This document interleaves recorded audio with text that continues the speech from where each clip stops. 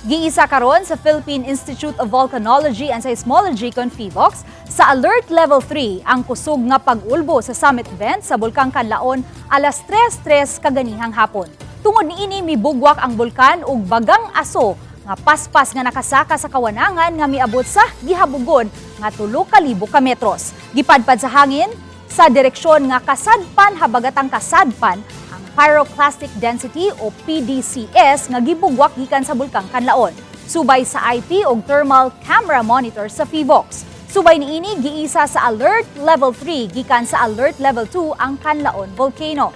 Ubos sa classification sa PHIVOCS, ang Alert Level 3 gihulagway nga anaa sa high level of volcanic unrest. Sa Alert Level 3 mabatyagan na ang nagkakusog nga volcanic earthquakes, mahitabo ang kanunay nga steam o ash explosions, musaka na ang temperatura, acidity o volcanic gas concentration sa mga tubod o ground deformation.